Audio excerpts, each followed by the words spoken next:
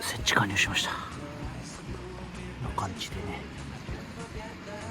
本当は RSR のネイチャーストーブ下に網があるんですけど、今回直火 OK の川キャンプ場なんでこれだけできます。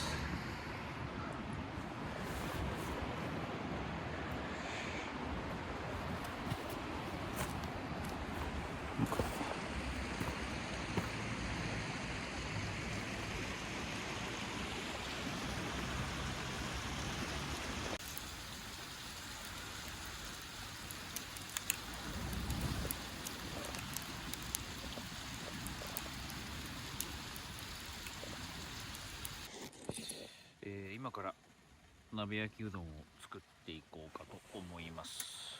お湯はもうがっつり沸いてます。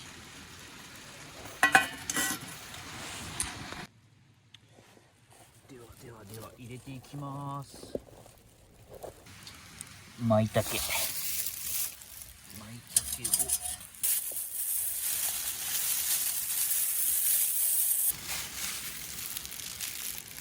鶏肉入れます。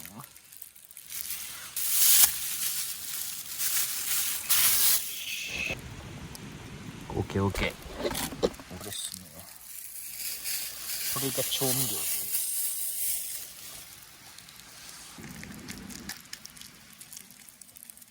ちょっと火力足りないんで火力上げるか。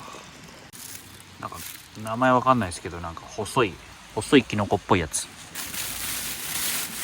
入れます。うわ、すごい量だ。すごい量になってる。煮込んでおります。弱火で煮込むらしいんだけども、ちょっと強火になってしまったかな。あと10分ぐらい煮込みます。よいしょ。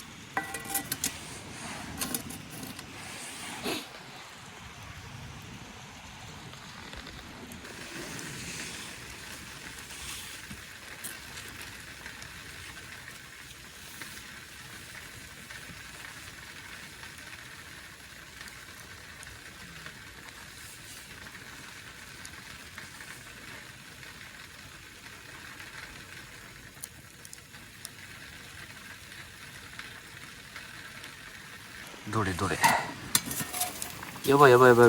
めっちゃ沸騰してる。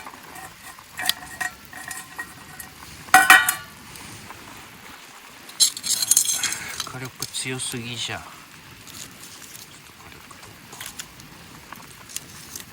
と取るか。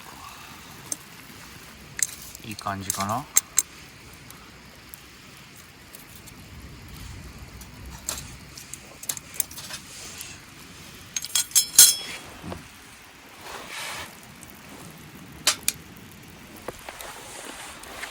しばし待とう。お昼が今日2時ぐらいに食べたのに、もうすでに結構お腹減ってきたっていう。うどんを入れていきます。うどん。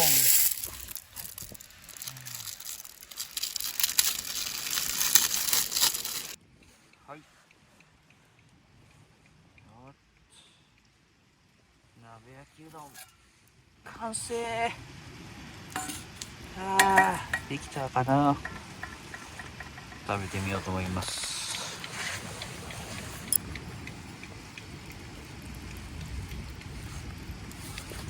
いただきます。